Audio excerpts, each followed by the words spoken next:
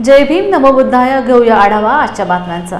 किवडे येथील survey number 73.2 या जागेवर झोपडपट्टी पुनर्वसनच्या अनुषंगाने MRA काळा खडक वाकड येथील नागरिकांना तात्पुरती परवानगी महानगरपालिकेने दिली असून त्या ठिकाणी बहीण हिस्सासाठी झालेल्या वादामुळे काळा खडक SRA मधील नागरिक किवडे येथील ट्रान्झिट कॅम्प या ठिकाणी जाण्यास विरोध करत आहेत।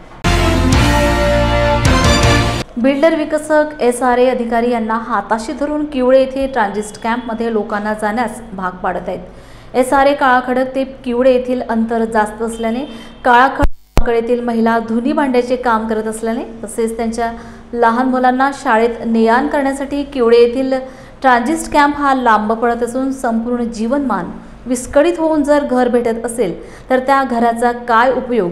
उद्याचे भविष्य आमची लहान मुलं आहेत, त्यांचा शाळेचा प्रश्न आहे, आमच्या कामाचा प्रश्न आहे।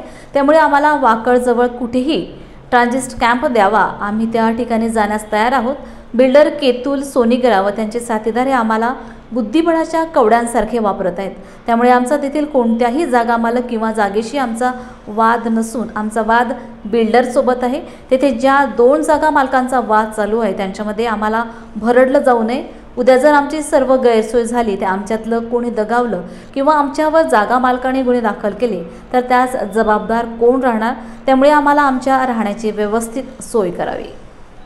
या ठिकाणी महानगरपालिकेच्या क्षेत्रामध्ये अनेक गोरगरिबांचे घरं तोडून त्या ठिकाणी SRAच्या प्रोजेक्ट राबवण्याचं एक कट कारस्थान महापालिकेत व्यापक स्वरूपात चालू आहे। या परिसरामध्ये पालिकेच्या हद्दीमध्ये 78 झोपडपट्ट्या अधिकृत आहेत, परंतु 92 ठिकाणी SRAचे प्रोजेक्ट चालू आहेत। मोठमोठे पुढारी मोठमोठे बिल्डर यांना हाताला धरून महानगरपालिकेचे बरेचसे अधिकारी अशा प्रकारे झोपडपट्टी पुनर्वसनाचे बेकायदा प्रोजेक्ट राबवत आहेत। काळा खडक परिसरामध्ये पण असाच एक प्रकार घडतोय।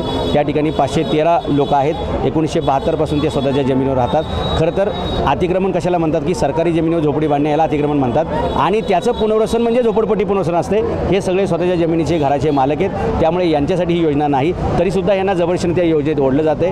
3 किलोमीटरच्या डायसमध्ये किंवा रेडियसमध्ये त्यांचं पुनर्वसन करायचं असतं। यांना किवड्यामध्ये 9 किलोमीटरवर घेऊन चाललेले ट्रान्झिट कॅम्पसाठी आणि तिथे सुद्धा जमिनीचा वाद आहे। मुंबई हायकोर्टाची ऑर्डर्स आहेत, गाईडलाईन्स आहेत की जोपर्यंत तरस आणि बोंडवे या 2 पार्टीचा तिथं वाद आहे तोपर्यंत तिथं कोणालाही आणण्यात येऊ नये किंवा कोणी त्या जमिनीवर काही करू नये अशा प्रकारचा उच्च न्यायालयाचा निर्णय असताना सुद्धा या ठिकाणी महापालिकेचे अधिकारी जबरदस्तीनं या सगळ्या गरिबांची घरं तोडून त्यांना तिकडे घेऊन जाऊ इच्छितात।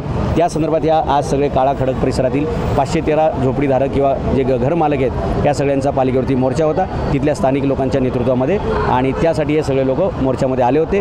आता आम्ही लगेचच 3 वाजता झोपडपट्टी पुनर्वसनाचं जे काम बघतात अण्णा बोदडे यांची भेट घेणार आहोत आणि परवा जे त्यांच्याकडे रोड वायडिंगच्या निमित्ताने अनेक घरं तोडण्याचं त्यांचं जो कट कारस्थान आहे पालिकेचं ते सुद्धा आम्ही हाणून पाडणार आहोत। त्या संदर्भात आम्ही चर्चा करणार आहोत दुपारी 3 वाजता आणि यातल्या एकाही लोकांचं घर पडू देणार नाही याच्यासाठी आम्ही सगळ्यांनी कंबर कसलेली आहे आणि एकजुटीने आम्ही त्याचा विरोध करून ही कारवाई थांबवणार आहोत। हिंजेवडीचं म्हणजे IT पार्कचं जे वॉटर पार्क झालेलं आहे ते जे म्हणतात ना रोड वायडिंग करायचं त्यांच्याच कार्यकर्त्यांनी नवडे नाल्यांवरती अतिक्रमणं केलेली आहेत। त्यांची बांधकामं पाडायला वेळ आली, हिंजेवडीची तुंबई झाली म्हणून त्याचा आणि याचा काही लांबपर्यंत संबंध नाही। अधिकारी वरिष्ठांनी किंवा राजकीय लोकांनी दिलेल्या आदेशाचं असं विसंगत अर्थ काढून म्हणजे वड्याचं तेल वांग्यावरती आणि वडाची साल पिंपळाला अशा प्रकारचा हा उद्योग आहे। ज्या ठिकाणी आता ऑलरेडी वाहतूक सुरळीत आहे तिथे रोड वायडिंग करण्याची काही आवश्यकता पडत नाही।